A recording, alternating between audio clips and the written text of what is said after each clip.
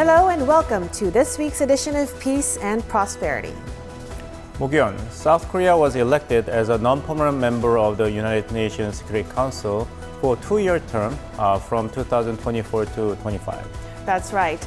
South Korea returned to the UNSC for the first time in 11 years, and this marks the third time for the nation to return as a non-permanent member since it first joined the UN in 1991. Starting next year, South Korea will have a vote on the UNSC's pending issues. We hope that South Korea will expand its footing and role on the international diplomatic stage while serving as a non-permanent member at the United Nations Security Council. Peace and Prosperity starts now.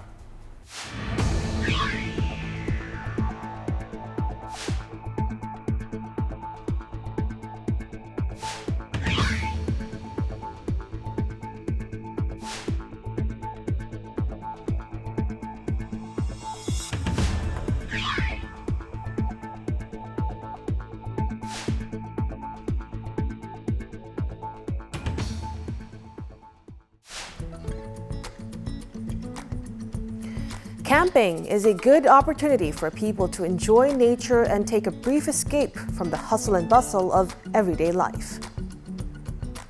But since lots of gears are needed for camping, glamping, a newly coined word of glamorous and camping, is growing popular as an alternative.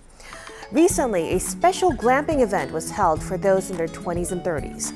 Participants relaxed and sometimes spaced out while watching the campfire burn. They also discussed liberty, human rights, and the future of a unified Korea. Peace and Prosperity takes a closer look. A cluster of tents set up on a vast green lawn. People take photos to bring the beautiful memories back home. They have fun playing treasure hunt as if they returned to childhood. This may seem like an ordinary campsite, but a special event is held to raise awareness about the unification of the two Koreas. Young generations in nowadays think unification education is something irrelevant to their daily life and something boring. So by adopting a very popular activity, camping, among the young generations, we hope to provide them time to think about the unification issues in an enjoyable way. Departing from the old-style lecture-focused program, the event aims to help participants better understand the need for national unification while enjoying a day in nature. Students in their 20s squeezed time out of their busy daily schedules to participate in the glamping talk show.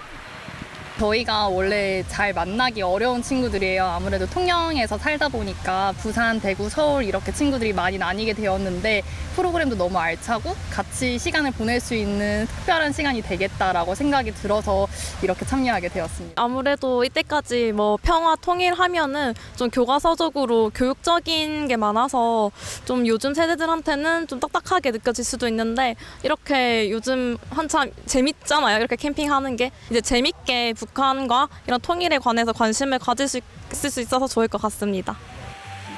All members of this family are here to take part in the event. The family describes itself as promoters of national unification. 통일에 대한 의미하고 우리 아이들이 미래 비전으로 통일 전문가가 되기를 바라는 마음에서 지원하게 되었습니다. 통일이 된다면 북한 친구들과 같이 지낼 수 있어서 더 좋은 것 같아요. 그래서 얼른 통일이 됐으면 좋겠습니다. There is a saying that everything goes better on a full stomach.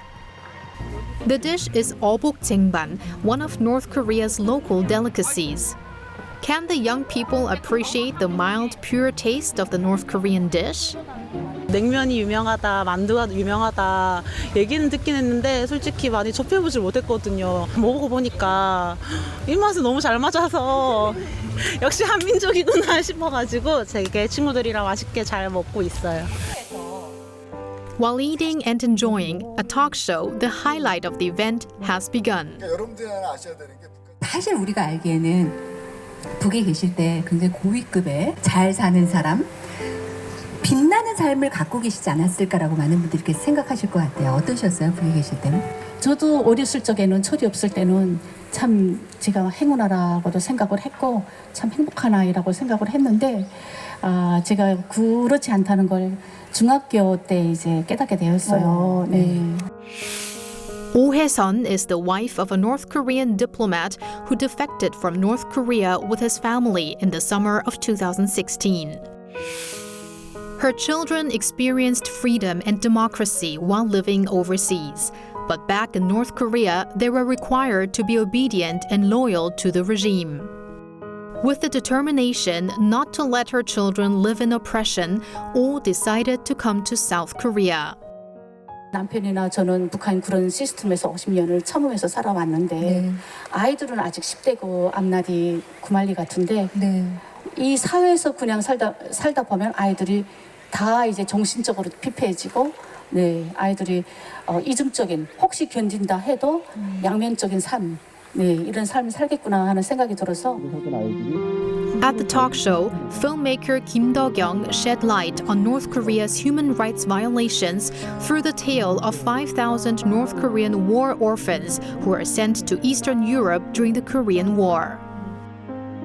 동유럽에 갔던 북한 전쟁고아들과 또 동유럽 사람들이 어떻게 우정을 나누고 사랑을 나눴는지, 왜 이들이 강제로 헤어져야 됐고 그 강제로 헤어지는 과정에서 얼마나 많은 비극적인 일들이 있었는지를 이 영화가 담고 있습니다. 오늘날 우리들이 과연 우리가 어떤 자유와 민주주의 체제에서 살아가야 되는지를 우리가 좀 제대로 인식했으면 좋겠다, 그런 생각이 들고요. The lives of the North Korean war orphans who went through the turbulence of war and ideological conflict make us realize the preciousness of the freedom and human rights given to us. 이 영화를 보면서 참 전쟁의 참상이 다시 한번 느껴졌고요. 만약에 우리 애들이 그렇게 당했다고 생각하면 얼마나 잔인할까, 그런 생각을 느끼면서. At night, participants sat around the campfire and shared thoughts on freedom, human rights, and the future of a unified Korea. 저희 젊은 세대들은 이제 전쟁 세대가 아니다 보니까 이런 통일이나 남북 관련해가지고 그렇게 크게 관심을 가지지 않는데 맛있는 북한 음식 먹어보고 자연스럽게 이제 작가님들, 감독님 의견 들어보고 저들도 결국 우리랑 같은 사람이다. 그리고 결국은 한 민족이다. 이런 거를 많이 느꼈거든요. With inter-Korean relations growing strained, the prospect for unification remains grim. But there are hopes that these small efforts will help set off the big waves of unification someday.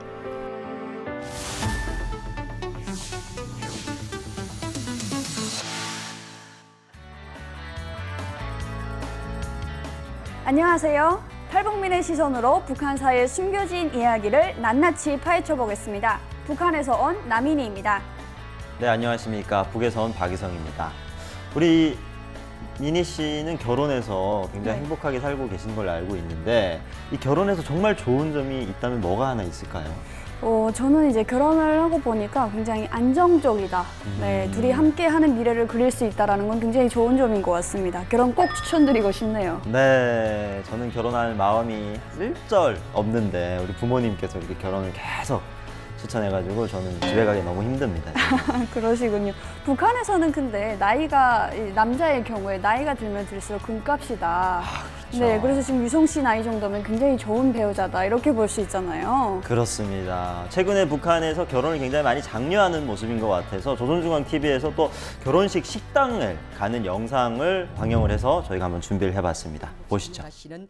경의하는 김정은 동지의 효명 용도의 나날들 가운데는 주체 100일 2012년 5월 24일에 새겨진 위민 혼신의 하루도 있습니다.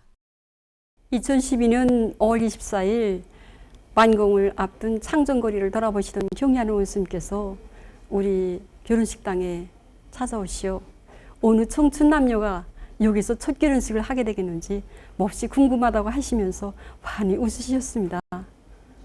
어느 식당에 손님이 많이 찾아오는가 하는 곳은 봉사자들이 봉사성과 요리질에 달렸다고 말씀하시면서 창정거리에 많은 식당들이 일떠섰는데 서로 봉사성을 놓고 경쟁을 하여야 한다고 강국이 가르치셨습니다.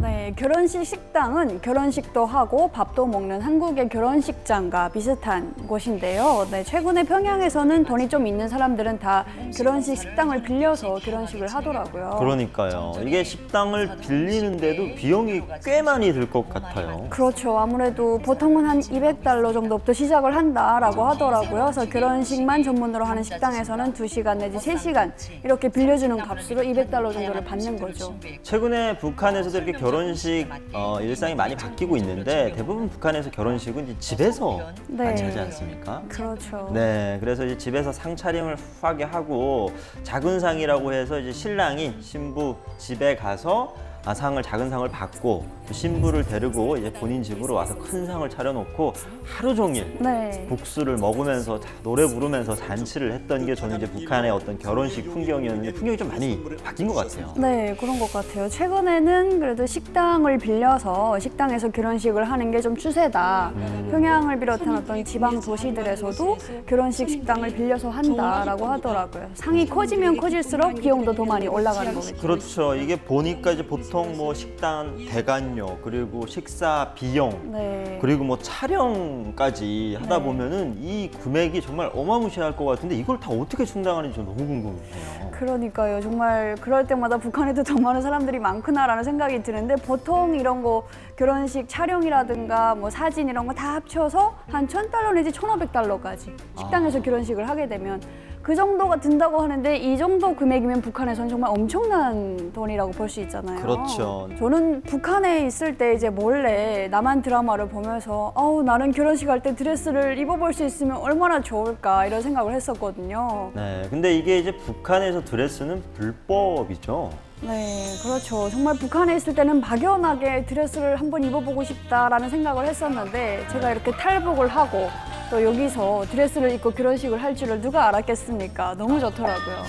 그 결혼식 때 이 웨딩 드레스를 딱 입으니까 어땠나요?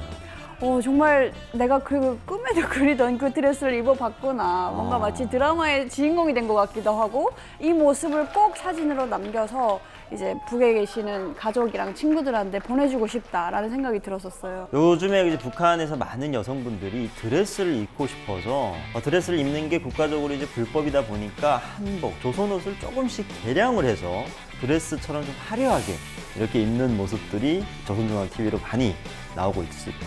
밑으로 내려가면서 치마를 최대한 이제 드레스처럼 많이 퍼지게 화려하게 그렇게 입는 식으로 많이 바뀌고 있더라고요.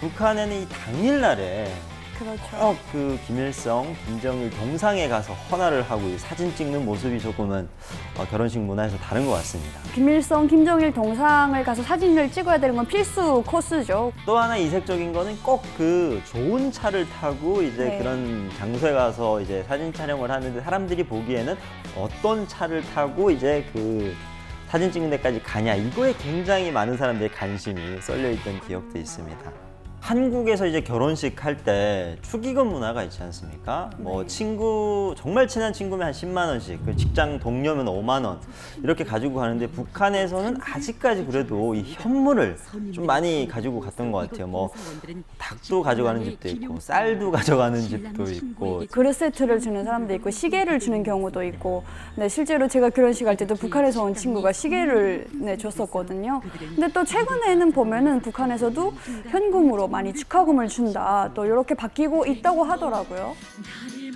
그리고 또 이제 결혼식 하면 빠질 수 없는 게 신혼여행 아니겠습니까? 그렇죠. 우리 민희 씨도 갔다 왔는지 모르겠지만 북한에는 이 신혼여행 문화가 없고 결혼식이 끝나자마자 다음날 바로 일상으로 복귀해서 조금은 그 신혼부부들이 좀 아쉬움이 클 것 같아요. 그렇죠. 북한에서는 아직 신혼여행이라는 말도 거의 없을 정도로 결혼식 끝나고 여행 가는 부부들은 거의 없는 것 같아요. 대신에 저도 이제 북한에 있을 때 보니까 가끔씩 결혼식을 하고 다음날 하루 정도는 쉬고 그 다음날 출근하는 그런 사람들도 있긴 하더라고요. 조금 나아지긴 했네요. 예전 결혼식 때 보면은 결혼식 하고 나서 바로 다음날에 신랑 신부가 바로 밥하고 집에 이제 상을 차려서 부모님들 같이 사는 경우가 많으니까 그리고 바로 출근해서 언제 결혼을 했냐 싶을 정도로 굉장히 일상으로 빨리 복귀했던 모습이 좀 생각이 납니다.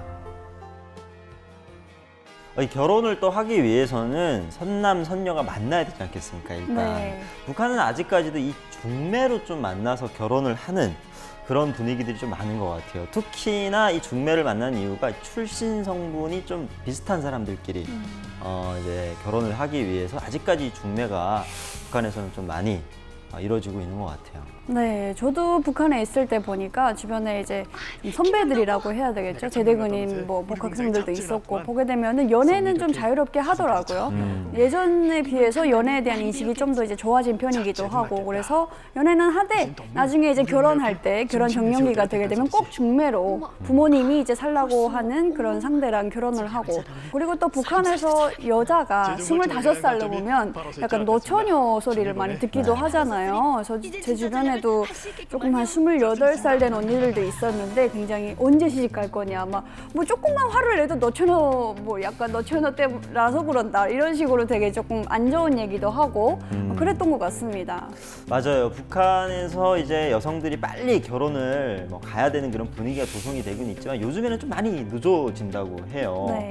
이유들이 굉장히 많은데 일단 북한은 한 번 결혼하면 이혼하기가 너무 어려워서 사실 결혼에 요즘에 남녀간이 굉장히 심중하는 것 같고 특히나 여성분들 같은 경우에는 이 경제 활동이 결혼하고 나면은 다 끊기기 때문에 이 결혼을 어떻게든 좀 늦추는 그런 어떤 여성들이 좀 많아지고 있는 것 같습니다. 네, 그렇죠. 그런 식으로도 뭔가 사회의 변화에 맞게 조금씩 변해가는 것 같은데요.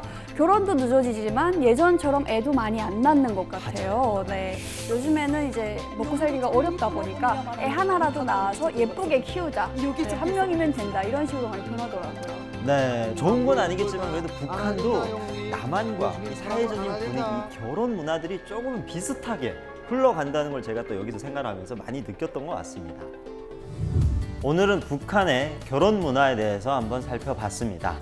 북한에 남아있는 저희 친구들 지금 한창 결혼 정년기일 텐데 그 자리에 함께 참석하지 못해서 너무너무 아쉬웠습니다. 또 저도 이제 언젠가는 결혼을 할 텐데 그 친구들이 오지 못하는 이 현실에 굉장히 가슴 아픈데 하루빨리 좀 서로의 결혼식에 축의금을 내는 그런 날이 왔으면 좋겠습니다.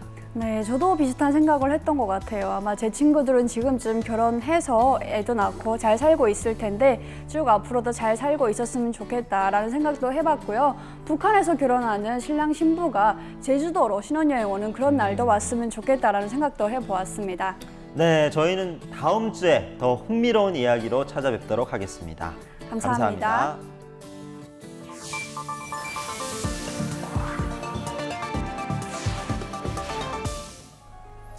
Many young people in North Korea may dream to have South Korean-style weddings as Minnie did. North Korean authorities give an ideological significance to a marriage as they regard it as the start of new families and a basis of a person's organizational life in North Korean society. It is questionable if the regime can produce loyalty from young generations while strictly regulating all the wedding details, ranging from the bride and groom's attire to photo shoot poses and the reception menu. On May 6th, a group of North Korean people, including children, crossed the northern limit line in the West Sea into South Korea aboard a fishing boat. 36 years ago, a North Korean man named Kim Man-chul and his entire family escaped from North Korea.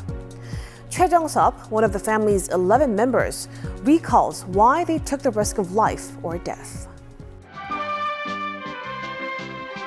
춥고 어두운 압제의 땅 북한을 탈출한 김만철 씨 일가족 11명이 마침내 서울에 도착해 자유를 찾았습니다.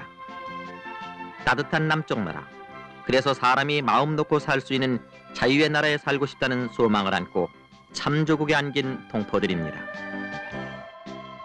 남조선 인민들이 저를 성심성의로 도와주고 또 조국으로 돌아오게끔 해준 데 대해서 저는 뭐라고 말하기 어려울 정도로 기쁩니다. 제 옆에 앉은 이 사람은 저희 아내입니다. 이름은 최복매라고 합니다. 68살의 장모 허순아 씨. 마차남 최정섭 씨는 기관차대 기관사였고 저는 87년도 당시 가족 11명과 같이 넘어왔던 김만철 씨 큰처는 최정섭이라고 합니다. 매부, 남동생, 큰누나 3명서 무슨 그 큰 걸 놓고 얘기를 하다 제가 들어오니까 딱 접더라고요. 그래서 이게 뭐냐? 그래서 딱 보니까 세계 지도예요. 이게 뭐냐? 그랬더니만 하는 얘기가 이거 아무것도 아니야. 근데 사실은 그 지도를 펼쳐놓고 그 어디로 갈 것이냐 이거를 연구를 하던 길이었던 거예요. 김만철 씨는 탈출 동기를 이렇게 설명했습니다. 그 공화국 국방부의 정책이 실제적으로 인민들이 아주 빈곤하게 사는 이런 정책이기 때문에 저는 이 정책이 멀지 않아 망하리라고 생각하면서 그 이하에서 살아갈 수가 없기 때문에 탈출한 것입니다. 그때 당시에 식량 사정이 상당히 어려웠습니다. 북한에 우리 광숙이 조카 걔도 사실은 그 구루병 걸린 게 영양실조로 걸린 거거든요.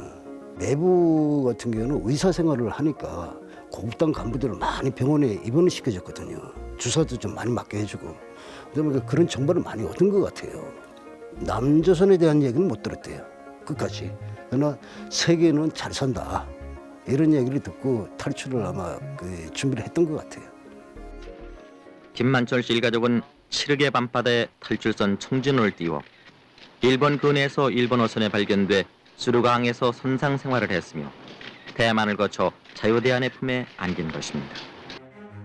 일본에 도착했을 때 한 3일인가 이틀인가 있는데 그 밖을 내다봤어요. 창문으로 밖을 내다봤는데 어디서 멀리선가 조선말이 들리더라고요. 그 창문을 열고 무조건 보자. 봤더니만 공화국기는 알겠는데 낯선 깃발이 하나 왔다 갔다 하는 거예요. 그래서 그 일본 사람들한테 저 깃발이 뭐냐 그랬더니 저기 남조선 태국기다. 저는 세상에 태어나가지고 태국기를 처음으로 봤습니다. 북한을 돌아가겠다는 생각이 막 굴뚝 같더라고요. 가족들하고 싸우면 뭐 이루 말할 수가 없습니다. 조카들은 이제부터 삼촌이 없는 거로 취급하겠다. 뭐 내 동생 같은 경우는 뭐 새끼 서새끼. 그다음에 어머니 같은 경우는 너를 괜히 데리고 왔다. 이게 뭐냐. 하루도 편할 날이 없었습니다. 가만 생각해 보니까 이거는 안 가겠다고 하더라도 개같이 끌려고 할 것 같아요. 야 여기서 개같이 끌려가느니 우리 발로 가서 죽자. 그렇게 알고 왔습니다. 조국으로 불러준 대한민국 국민들에게 감사의 뜻을 밝힌 김만철 씨 일가족은 자유의 땅에서 첫밤을 지낸 뒤 서울 시내 관광을 하면서 서울의 발전상을 확인했습니다. 시민들이 얼마나 많은지 지나가던 손님들이 막 환영을 해주고 손을 흔들고 그다음에 지나가던 버스, 택시, 자가용 우리 차로 가로막아버려야 해요. 차 도로가 아예 없어진 거예요. 너무나도 사람 꽉 몰려갖고 서울역을 보고 그 밤에 명동에 갖다 차를 딱 세워놓고 내렸는데 그 야밤에 그 캄캄하지만 외동이 얼마나 불이 환합니까? 아 속아 살아왔구나. 이 풍요로운 세상을 왜 북조선에다가는 전파를 안 시켰냐. 그런 생각이 점점 들면서 나도 모르게 사회에 동화가 됐고 그다음에 발전하게 된 겁니다. 북에서 온 김만철 씨와 그 가족들이 목숨을 걸고 찾아온 자유의 땅이 진실로 따뜻한 남쪽 나라임을 깨닫도록 최선의 배려를 아끼지 말아야 하겠으며 온결애가 힘써 화해하고 안정을 이루는 가운데 분단의 비극을 극복하고 민족의 영원한 번영을 기약해야 하겠습니다. 지금 가족분들 중에 뭐 돌아가신 분은 어머님 한 분밖에 안 계십니다. 뭐 90에 돌아가셨으니까 장수하신 거죠. 아마 북한에 계셨으면은 영양실조 아니면은 오래 못 사실 거라고 저는 생각을 했거든요. 다른 가족들도 결혼해서 잘 살고 있고 지금 우리 식구들은 한결같이 우여곡절은 좀 있긴 있습니다. 그러나 후회 같은 것은 없습니다. 일단은 배고픔스러움이 없어지지 않습니까? 제가 느낀 것은 빨리 통일이 돼서 이 자유로움과 풍요로운 모습을 북한 사람들과 같이 나눴으면 하는 게 제 바람입니다.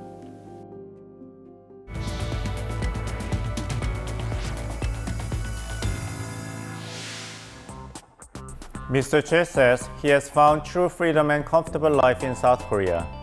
Following the escape, when his family was discussing where to go and settle, he staged a hunger strike for 5 days and refused to come to South Korea. This clearly shows how powerful and thorough the North Korean regime's brainwashing was. 36 years have passed since the Kim family escaped from North Korea, but still a large number of North Korean people are risking their lives to flee North Korea in search of freedom. This is so heartbreaking. Now, this will be the end of this week's episode of Peace and Prosperity.